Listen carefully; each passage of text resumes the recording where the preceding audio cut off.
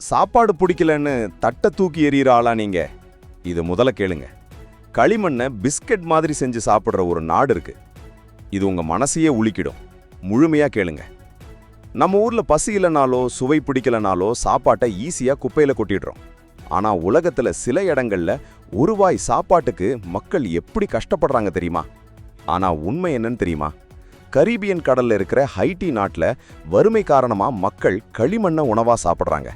ஆமாங்க, அங்க வேலையில்லா திண்டாட்டம், விலைவாசி உயர்வு காரணமா கோதுமை, அரிசி வாங்க கூட காசு கிடையாது. அதனால மலை களிமண்ல தண்ணியும் உப்பும் சேர்த்து பிசைஞ்சு ரொட்டி சுடுறாங்க. இதுக்கு பேரு களிமண் பிஸ்கெட். நம்ம ஊர்ல குழந்தைங்க விதவிதமா ஸ்நாக்ஸ் கேட்பாங்க. ஆனா அங்க இருக்கிற சிட்டை சோலையில் குடிசை பகுதியில கர்ப்பிணி பெண்களும் சிறு குழந்தைகளும் பசிய போக்க இந்த களிமண்ணை தான் சாப்பிட்றாங்க. நெஞ்ச பதற வைக்கும் விஷயம் என்னன்னா, இந்த களிமண் ரொட்டியை சுட்டு வெயில்ல பல மணி நேரம் காய வச்சு வேற வழியே இல்லாம வயிற்ற நிரப்ப அதையே கடிக்கிறாங்க. ஐயோ, பசி ஒரு மனுஷனை எந்த அளவுக்கு தள்ளுன்னு பாத்தீங்களா? சாப்பிட வேற எதுவும் இல்லையே அப்படின்னு அந்த மக்கள் சொல்றதை கேட்டா கண்ணில் கண்ணீர் தான் வருது.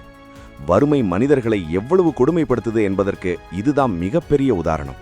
இந்த நிலைமை மாற உலக நாடுகள் உதவி செஞ்சா மட்டும்தான் இவங்க எதிர்காலம் மாறும். இனிமேல் சாப்பாட்டை வீணாக்குவீங்களா? உங்க கருத்தை கமெண்ட்ல சொல்லுங்க. உணவின் மதிப்பை உணர்த்த இந்த வீடியோவை ஷேர் பண்ணுங்க. சப்ஸ்கிரைப் பண்ண மறக்காதீங்க.